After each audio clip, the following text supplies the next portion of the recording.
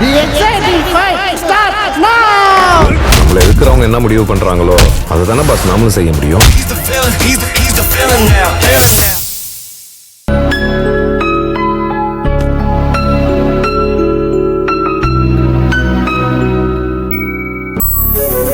நாளைக்கு கோவிலுக்கு போகணும்னு அவசரமா வந்த என்ன பண்ணிக்கிட்டு இருக்க? தீபாவளி பட்ஜெட் போட வேண்டாமா? அந்த வேலையை தான் பண்ணிக்கிட்டு இருக்கேன். பெரிய பட்ஜெட்டா என்ன? என்ன இப்படி கேட்டுட்டீங்க? எல்லாருக்கும் Dress, பட்டாசு, ஸ்வீட் எல்லாமே வாங்கணும்ல. அதெல்லாம் எப்பவும் வாங்குறதானே மகா.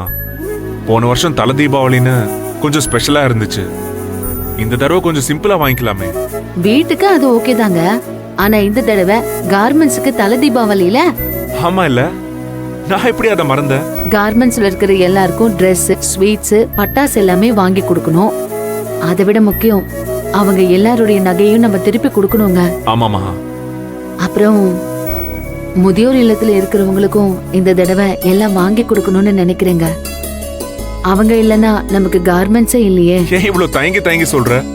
இல்ல, இவ பாட்டுக்கு செலவை இழுத்துவிட்டுக்கிட்டே போறாளேன்னு நீங்க எதுவும் நினைக்காதீங்க. அப்படி நினைச்சா உடனே சொல்லிடுவேன். ஏன்னா என் பொண்டாட்டி கோவப்படாம பேசினதான் எனக்கு பிடிக்கும். ரொம்ப தேங்க்ஸ்ங்க.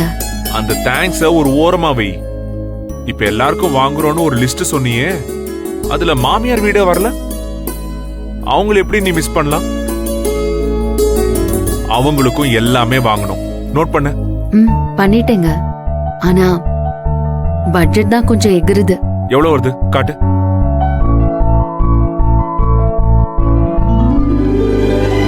எவ்வளவு குறைச்சு போட்டாலும் 3 லட்சம் வருது. நகையை திருப்பணும்ல, ஆகதான் செய்யும். பட் ஓகே தானே மகா.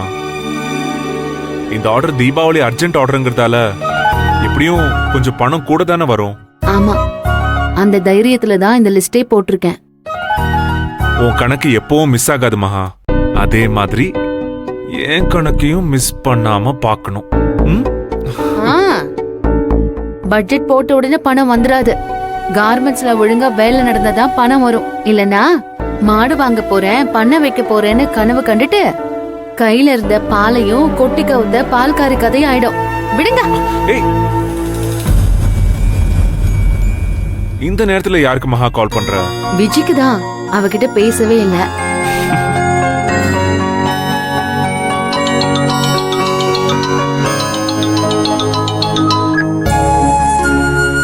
சொல்லு மகா. விஜய், என்ன பண்ற? டிஸ்டர்ப் பண்ணிட்டேனா? அதெல்லாம் ஒண்ணும் இல்ல மகா, சாப்பிட்டுக்கிட்டு தான் இருக்கேன். சொல்லு. சாப்பிடுறியா? சரி, நான் அப்புறமா பேசவா? சொல்லு மகா. இல்ல, அந்த ஆர்டரை பத்தி எதுவுமே பேசலேன்னு தான் நான் உனக்கு கால் பண்ணேன். நானும் சொல்லணும் தான் இருந்தேன் மகா. மெட்டீரியல்ஸ் எல்லாமே வந்துருச்சு. எல்லாமே சூப்பர் குவாலிட்டியில இருக்கு. ஷர்ட் மெட்டீரியல் அட்டகாசமா இருக்கு மகா. தைச்சா இன்னும் நல்லா இருக்கும் போல இருக்கு. நீ போட்டோ பார்க்கலையா?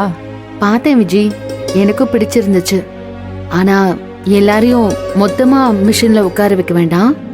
கொஞ்சம் பெரிய ஆர்டர் தானே. நான் சொன்ன மாதிரி ஷிஃப்ட் பிரிச்சு உட்கார வச்சிரு. சரி மகா, அப்படியே பண்ணிடலாம். நாளைக்கு கோவிலுக்கு போய் பரிகாரம் பண்ணிட்டு எப்படியும் நாங்க வரதுக்கு கொஞ்சம் லேட் ஆகும். அது வரைக்கும் கொஞ்சம் சமாளிச்சுக்கோன்னு. என்ன மகா, இதெல்லாம் நீ என்கிட்ட சொல்லணுமா என்ன? பாரு, கார்மெண்ட்ஸை பத்தி நினைச்சு நீ எதுவும் கவலைப்படாம நீ முதல்ல உனக்கு குழந்தை பிறக்கணும்னு சின்சியரா வேண்டிக்கோ. சரி, உங்க அண்ணன் என்னன்னு கேக்குறாரு. சொல்லு சொல்லு. நான் வாழ்த்து சொன்னேன்னு சொல்லு. சரி, நான் போனை வைக்கிறேன். நான் இதுக்கு நடுவுல கரடி மாதிரி. ஹேய், அப்படி என்ன சொல்லிட்டா விஜி? முகம் அப்படியே பவர் ஹவுஸ் மாதிரி ஜொலிக்குது. அதெல்லாம் அவன் ஒண்ணு சொல்லலையே. நாளைக்கு கோவிலுக்கு போய் ஒழுங்கா சாமி கும்பிட்டுட்டு வாங்கன்னு சொன்னா. இல்லையே, அப்படி சொன்ன மாதிரி தெரியலையே. எக்ஸாம்ல பாஸ் ஆகணும்னு கடவுள் கும்பிட்டா மட்டும் பத்தாது, முதல்ல ஒழுங்கா படிக்கணும்னு சொன்ன மாதிரி இல்ல இருக்கு. இதெல்லாம் கரெக்டா புரிஞ்சிடும். அப்படியா? நல்லது யார் சொன்னாலும் கேட்டுக்கணும். சரி வா படிக்கலாம்.